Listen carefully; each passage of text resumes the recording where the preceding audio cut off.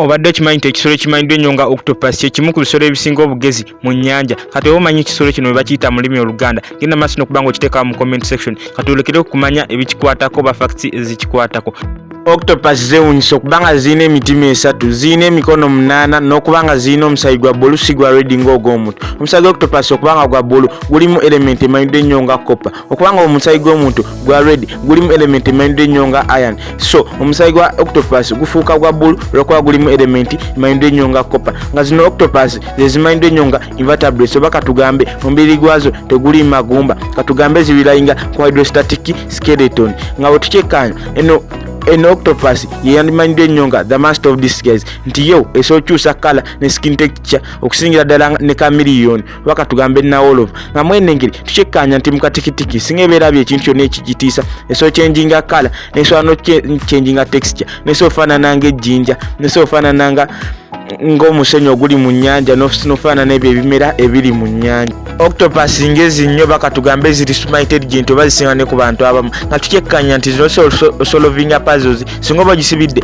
mu kijja baka tugambe container ya glass oyagala ogikuumira esobola okwescapinga nga totegere nategeera. Ng'eno octopus esobola okuyita mu pipe erina diameter 15 cm newankubadde yo erina diameter oba katugambe nga tuba tugipimye eri mu 9 meters esobola oyita olw'okubina hydrostatic skeleton osobola ogenda maaso n'okuba nga yingigamu eyo ka pipe nesobola okayitamu. Nga tukyekkaanya nti zino octopus wadde zirina amagezi weegatyo tezisobola wangala bbanga ddene. Octopus ewangaala ennyo eri mu average ya mwaka gumu ku 3. Nga tukyekkaanya nti octopus enkazi singa ebiika amagi yeewaayo efe esobole otaasa abaana baayo. Nga wano tukyekkaanya nti kino ekintu kiri strange oba tekimala galabika oba kubaawo. Nga wano twekkaanya nti octopus zino mulimu ennene mulimu n'entono, ng'entono yenkana ng'omupiira gwe basamba naye ng'ennene ezitowa kilo nga 5 naye ng'eyali registeringddwa okuba nga esinga obunene eri mu kilo 272. Ng'eno yali emanyiddwa ennyo nga giant pacific octopus. Nga zino ziri common oba gye twandiyise octopus vulgaris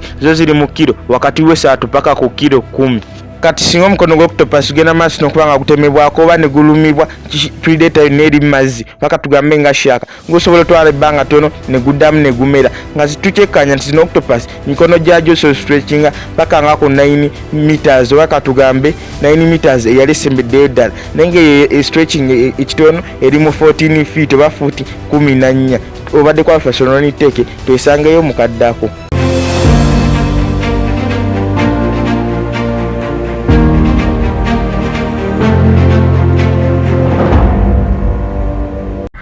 Kubamu akafaananyi ng'oli mu nsi nga science si subject nga wabula adventure ekutwalira ddala okutandikira mu deep waters eziri mu gasemayanja okutuukira ddala ku planets n'emmunyeenye eziri mu bbanga ezishayininga nga diamonds ekiro. Tukwaniriza ku Alpha Sononi Teke bwe tubikkulira ebintu ebyenkusifu ebiri mu nsi ya science. Twegatteko leero nga tuli ku lugendo lw'okuvumbula n'okuzuula nga tudayivinga mu breakthroughs eziri mu science kati gamba nga mu field emanyiddwa nga light and optics okutuukira ddala ku theories ezeewunyisa ezikwatagana ku time gamba nga time travel kozesa black holes, wormholes ne space.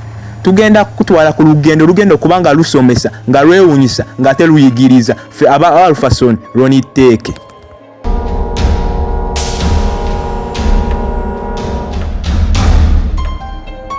Ffe wano ku Alpha Sononi Teke tukkiriza nti science kyalibadde kintu ekinyumirwa buli omu ng'era tukusaba otwegatteko kwena adventure ffenna tusobole okuzuula infinity possibilities eziri emabega wa science. Kati olinda ki? Nyiga mu subscribe button leero otwegatteko. Alpha Sononi Teke, exploring all you need to know in life.